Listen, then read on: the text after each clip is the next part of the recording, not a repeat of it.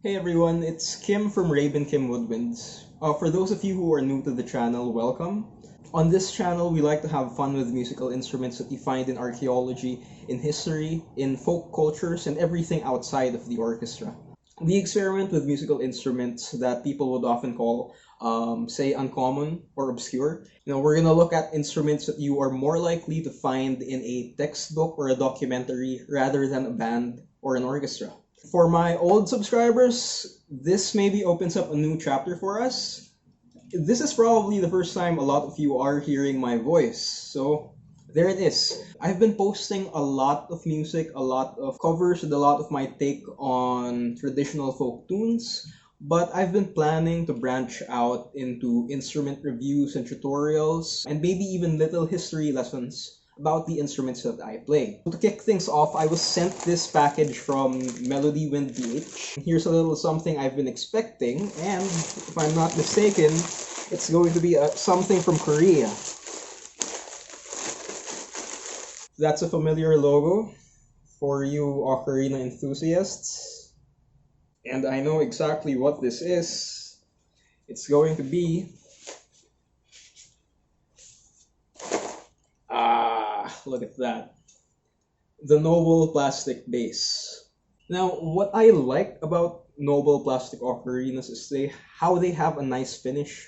So they're either black or I think there's this maroon color, and there's also this titanium color. For me, that's a big plus over other brands like Focalink and STL Plastics, where you have these really bright colors. I just feel like the finish and the look of Noble Plastic Ocarinas are more professional looking. I'm a big fan of plastic ocarinas and other plastic instruments because I'm usually out and about. Now, a lot of my videos take place outdoors, and if I'm not outdoors for music, I'm usually outdoors for work. So the Noble comes in a really nice padded bag. It's a drawstrings pouch, but it's hefty enough to keep your ocarina from bumps and dents, not just scratches. Melody Wind includes this fingering chart, really useful for beginners if you're starting out with the ocarina. And then a closer look at the ocarina itself. It's a 12-hole ocarina. The sub-holes are in the Japanese style where they're both on the right hand. Let's give it a scale.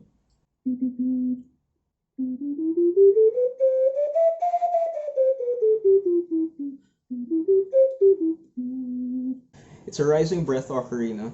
That means as you go up the scale, it takes a little bit more air. The highest notes are a little bit chiffy, but that's nice if you want to get more expressive with your playing. And one thing that really strikes me about this ocarina is how ergonomic it is for a bass ocarina. We can owe that to one, the elongated finger holes. So instead of just having large circles, you have these oblongs that make it easier to cover, even if you have smaller hands. Now, I see this in a lot of noble ocarinas, but you have this extension here. It makes it a lot easier to play the high notes, giving you an extra place to grip it.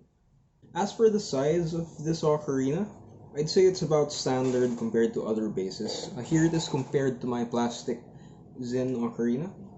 It's roughly the same size. Here it is compared to a noble soprano. And here it is compared to an alto C ocarina. Now, who is this ocarina for? Like I mentioned, if you're a beginner with experience with maybe a soprano and an alto ocarina, and you've been looking to get your first bass, this might be a good introduction into the world of basses. Of course, it wouldn't be as easy to play as an alto or a soprano, but it's reasonably easy to control compared to other bass ocarinas. Another person who might want to look into the noble bass are people who travel a lot like me. So a lot of my music videos, if you follow my channel, take place outdoors. I like to go on adventures, and even if I'm out for work, my work requires me to be outdoors, it's always nice to have an instrument that's durable. Now, I'd love to carry around an expensive ceramic bass ocarina, but that's not always comfortable. This was the padded case.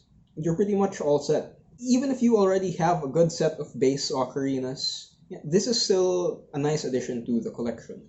Now let's see how it sounds with the tune on it.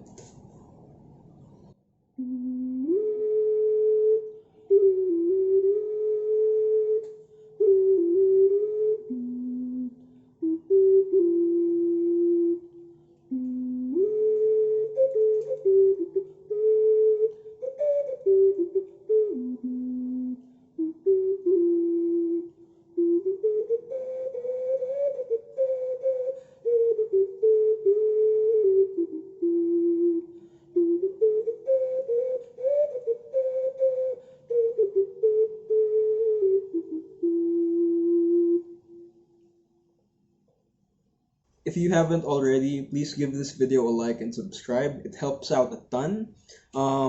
Let me know what you think about this new direction for the channel. Let me know about what you'd like to see in the future, all in the comments below.